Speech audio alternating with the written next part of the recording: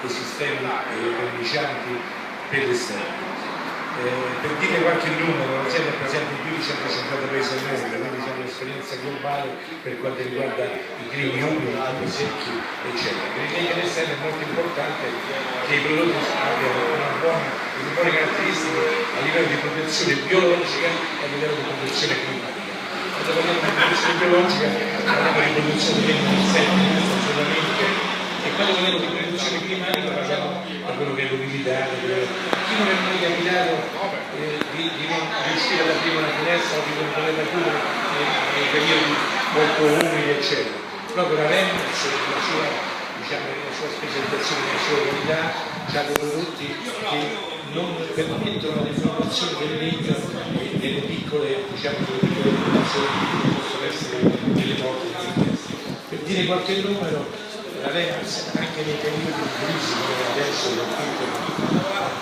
le vendite sono un po' calate, all'interno dell'azienda ci sono 250 ricercatori che ogni giorno sviluppano prodotti di ricerca e sviluppo per prodotti innovativi per quanto riguarda la produzione del legno all'esterno. È un'azienda molto valida, un'azienda di altissima qualità e facciamo una distinzione tra i legni a precisione dimensionale, quindi porte e finestre, e legni all'esterno non precisione dimensionale che possono essere stazionate da case. Ci sono legni che non si debbono deformare, no? In questo caso specifico una staccionata se si allarga di mezzo centimetro, ma pure se si allarga di 50 cm non dice niente. ma una finestra no. Una finestra che non riesce più a chiudere, non riesce più a chiudere.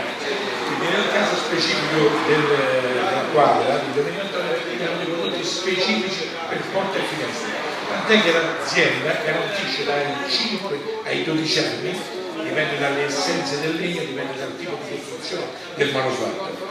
Certo noi allunghiamo un po' la vita al manufatto, ma la migliore cosa devono fare loro, perché sta nella fase costruttiva, nella scelta dei legni, nella scelta delle obbligazioni, eccetera.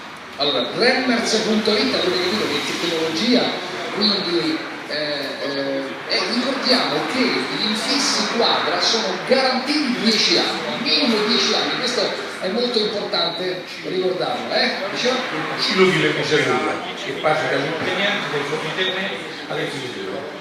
Remmers.it. Grazie molte Fernando, veramente stiamo incontrando delle aziende eccezionali.